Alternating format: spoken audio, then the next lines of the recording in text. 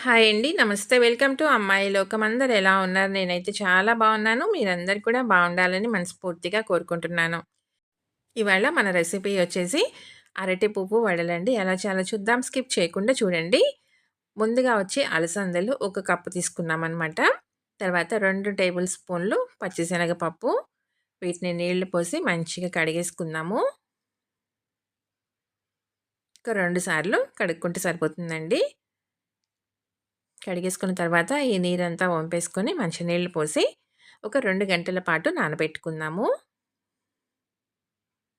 మూత పెట్టేసి దీన్ని పక్కన పెట్టుకుందామండి. పప్పు నానిన తర్వాత 2 గంటల తర్వాత మనం చేసుకునే దానికి ఒక 10 నిమిషాలు, 15 నిమిషాలు ముందుగా అరటి పువ్వు తీసుకున్నామండి. దాని రెక్కలు ఇలా ఒక్కొక్కటి విప్పుకుంటా దానిలో ఉన్న పువ్వును మాత్రం మనం తీసి పక్కన పెట్టుకుందాము.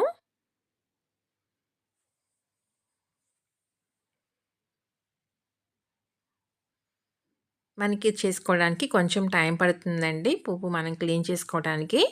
దానికోసం ఒక 15 నిమిషాలు ముందుగా రెడీ చేసుకుంటే సరిపోతుందనమాట. మనం ఎప్పుడైతే వడలు వేసుకోబోతున్నామో దానికి ఒక 15 నిమిషాలు ముందుగా ఇది స్టార్ట్ చేసుకుంటే కరెక్ట్‌గా సరిపోతుందండి. ఈ పువ్వు వచ్చి మనం ఇంకొకసారి చేసుకోవచ్చనమాట. పక్కన పెట్టుకుందాం. హాఫ్ పువ్వుని మనం ఇలా ఓపెన్ చేసుకున్నామండి.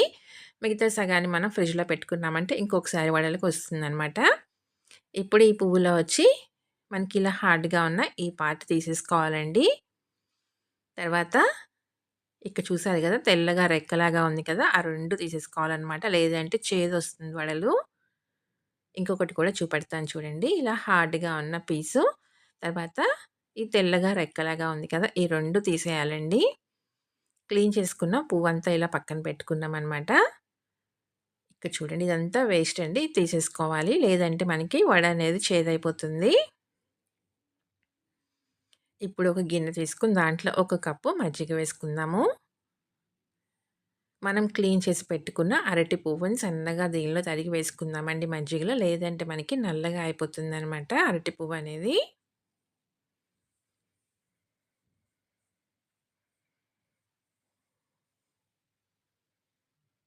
ఇలా అరటి పువ్వు మొత్తం సన్నగా తరిగి మజ్జిగలో వేసేసుకుందాము.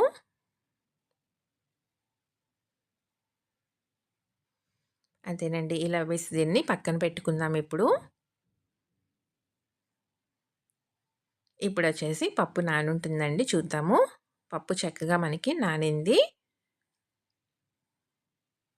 ఇప్పుడు దీన్ని మనం మిక్సీ జార్‌లోకి మార్చుకుందాం. ఇది 2గా వేసుకుందామండి మిక్సీ జార్‌లో. నేనిక్కడ చిన్న మిక్సీ జారే తీసుకున్నాననమాట. దాంట్లోనే మనం కరెక్ట్‌గా పల్స్ మోడ్‌లో గ్రైండ్ చేసుకోగలం. మరీ మెత్తగా కాకుండా కొంచెం పలుకుగా గ్రైండ్ చేసుకోవాలి. ఒక చిన్న అల్లం ముక్కని 2గా కట్ చేసుకొని వేసుకుందామండి. నీళ్ళేమి వేయకుండా ఇలా బరకగా మిక్సీ పట్టుకొచ్చుకుందాం పిండి. మరీ మెత్తగా ఉండకూడదండి. ఇలా ఉంటేనే బావుంటుందనమాట టేస్ట్ అనేది. మిగతా సగం కూడా ఇప్పుడు వేసేసుకుందాం పప్పులు. దీన్ని కూడా నీళ్ళేమి వేయకుండా ఇందాకటి కంటే కొంచెం మెత్తగా మనం గ్రైండ్ చేసుకుందామండి. మరీ మెత్తగా పేస్ట్‌లాగా కాకుండా. రుచికి తగినంత ఉప్పు, ఒక టీ స్పూన్ జీలకర్ర, కొంచెం ఇంగువ, సన్నగా తరిగిన కరివేపాకు కొంచెం, 2 పచ్చిమిర్చి అండి సన్నగా తరిగి పెట్టుకున్నాం. ఒక పెద్ద ఉల్లిపాయ సన్నగా తరిగింది. తర్వాత మజ్జిగలో ఉన్న అరటి పువ్వునొచ్చి ఇలా ఆ మజ్జిగంతా గట్టిగా పిండేసేసి నీరనేది రాకుండా పిండితో పాటు కలిపేసుకుందామండి. సన్నగా తరిగిన కొత్తిమీర కొంచెం వేసి మొత్తం మంచిగా కలిపేసుకుందాము. పిండి అస్సలు పలచన కాకూడదండి. మనం మిక్సీ పట్టుకునేటప్పుడే నీరు వేయకుండా గట్టిగా మిక్సీ పట్టుకుంటే కరెక్ట్‌గా సరిపోతుందనమాట.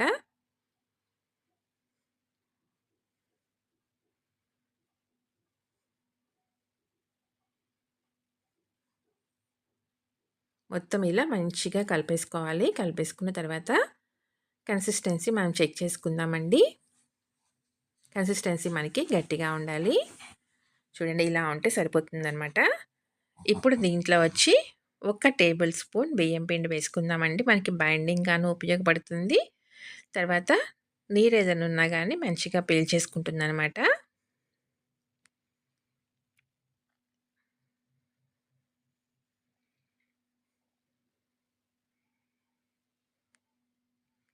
కన్సిస్టెన్సీ మనకి ఇలానే ఉండాలండి. పలుకుగానే ఉండాలి. గట్టిగానే ఉండాలనమాట. అప్పుడే మనకి వడలనేది కరెక్ట్‌గా వస్తుంది.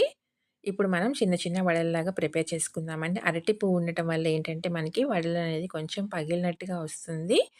దాన్ని కొంచెం మళ్ళీ మనం చెక్ చేసుకుంటా ఇలా కావాలంటే ఇలా కూడా వేసేసుకోవచ్చండి. మసాలా వడలకి మనం హోల్ పెట్టకుండా చేసుకుంటాం కదా! అలా కూడా చేసుకోవచ్చు. లేదంటే మనం హోల్ పెట్టి కూడా వేసుకోవచ్చండి. హోల్ పెట్టినప్పుడు ఏంటంటే చుట్టుపక్కల కొంచెం పగిలేదానికి అవకాశం ఉంటుంది. అరటి పువ్వు ఉండటం వల్ల. దాన్ని మళ్ళీ మనం కరెక్ట్‌గా చెక్ చేసుకొని అడ్జస్ట్ చేసుకుంటా మళ్ళీ వడల్లాగా ప్రిపేర్ చేసుకుందాం అంతేనండి. అదంతా టైం పడుతుంది. టైమ్ టేకింగ్ ప్రాసెస్ అనుకుంటే మీరు ఇలానే కూడా ఫ్లాట్‌గా కూడా చేసేసుకోవచ్చండి. మధ్యలో హోల్ పెట్టకుండాను.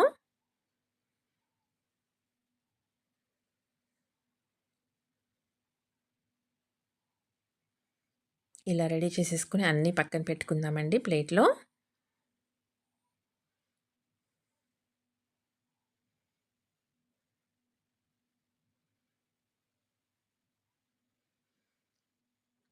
అంతేనండి. అన్నీ ఇలా రెడీ చేసుకొని తీసుకున్నాము. ఇప్పుడు నూనె వేడెక్కిందండి. నూనె వేడెక్కిన తర్వాత స్టవ్ వచ్చేసి లో టు మీడియం ఫ్లేమ్‌లో పెట్టుకొని పట్టినన్ని వేసుకొని 2 పక్కల ఎర్రగా కాలేటట్టుగా కాల్చి తీసుకుందాము.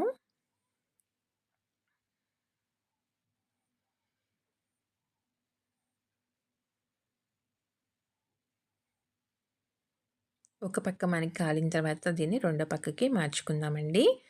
ఇలా 2 పక్కల ఎర్రగా కాల్చి తీసుకుందాం. పైన మంచి క్రిస్పీగా లోపల సాఫ్ట్‌గా చాలా అంటే చాలా బావుంటుందండి. ఈవినింగ్ స్నాక్‌లోకి కానివ్వండి, మార్నింగ్ బ్రేక్‌ఫాస్ట్‌లోకి కానివ్వండి, ఒక మంచి హెల్తీ రెసిపీ అనమాట. నూనె అస్సలు పీల్చుకోదండి. ఇక్కడ ఇంకొకటి తీసేటప్పుడు క్లిప్పింగ్ అయితే మిస్ అయిపోయింది.